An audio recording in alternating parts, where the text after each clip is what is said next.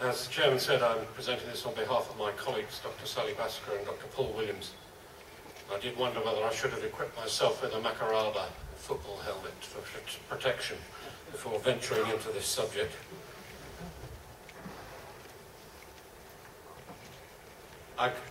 After an introduction, I'll give a brief overview of eLORAN, talk about the reasons for doing it, and then give some recent information on performance from trials, and then discuss the way forward. First, the overview. Enhanced LORAN is an internationally developed positioning, navigation and timing system which could be used for many modes of transport and in other applications such as timing.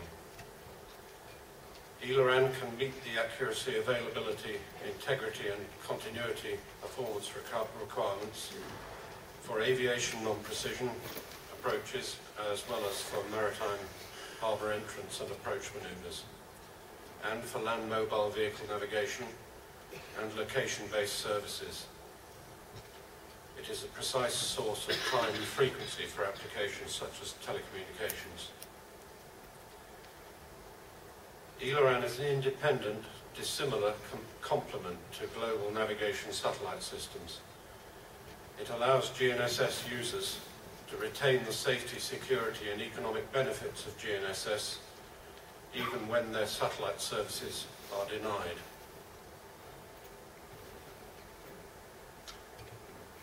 This is the UK's eLORAN station. The transmitter is housed in 3 40-foot containers and a T-antenna has been strung between existing masts. It is automated and unmanned and gives very close to 100% availability. The key characteristics of the LORAN technology are that it is high power, low frequency terrestrial system.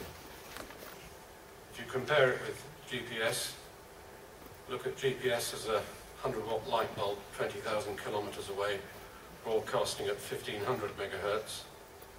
By comparison, LORAN is a large 250 kilowatt rock concert in your back garden, broadcasting at 0.1 megahertz. So they are different.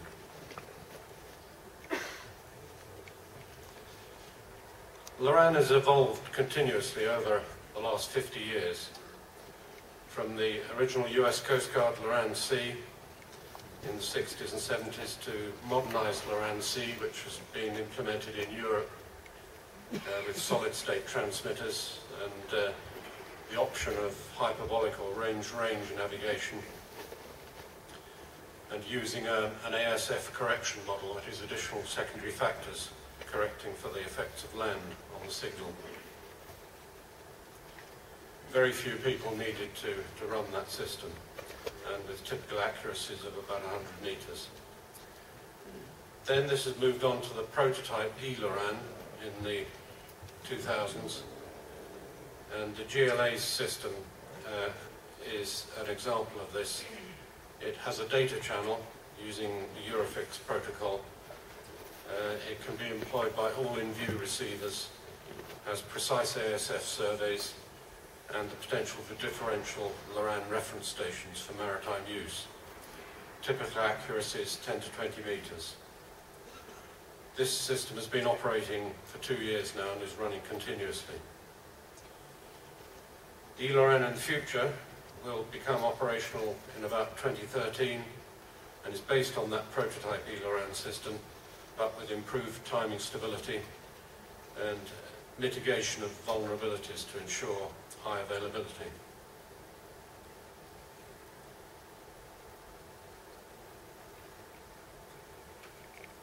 This is how eLORAN works in the maritime context. You start with the ASF map underlying the system.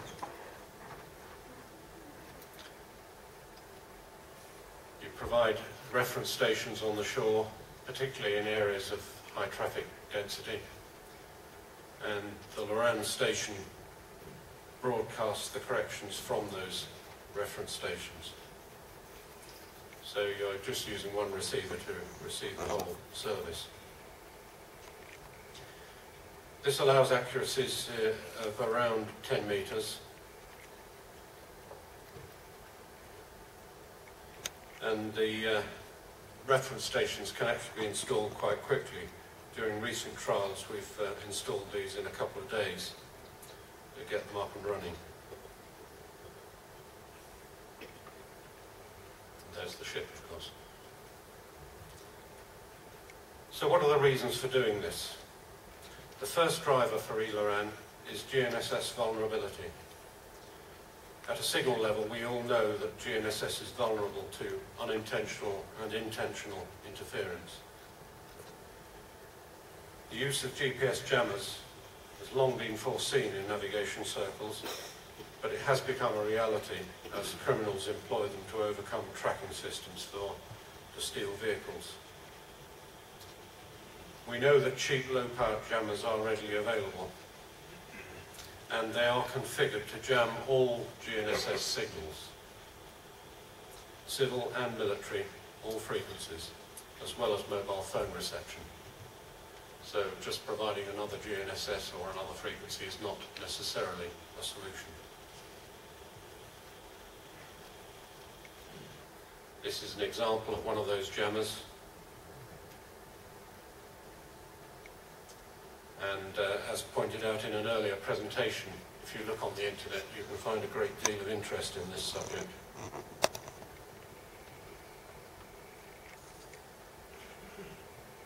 What does losing GPS do to safe navigation at sea? This picture is taken from trials carried out a couple of years ago off the northeast coast of England using a 1.5 watt GPS jammer provided by the UK Ministry of Defence, I hasten to add, not bought on the internet. And it's about the same power as a mobile phone, and this denies GPS for out to 30 kilometres. We've done 2 sets of jamming trials now and can conclude the following. The precise impact of GPS jamming on a vessel depends on the bridge fit, the configuration, and the level of system integration. It also depends obviously on the jammer signal power. Higher powers totally deny GPS, whereas lower powers can produce hazardously misleading information, with positioning errors ranging from a few kilometres with realistic velocities to hundreds of kilometres with velocities of thousands of knots. Obviously the first example is possibly the more dangerous.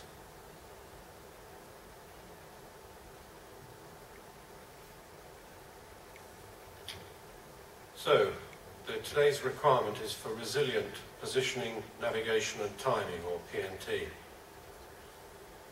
This is not only needed for the maritime sector, for e-navigation, but also for critical infrastructure in general, including transport, telecommunications, power distribution, finance and emergency services. By resilience, we mean that the equipment and architecture used are inherently reliable, secured against obvious external threats, and capable of withstanding some degree of damage.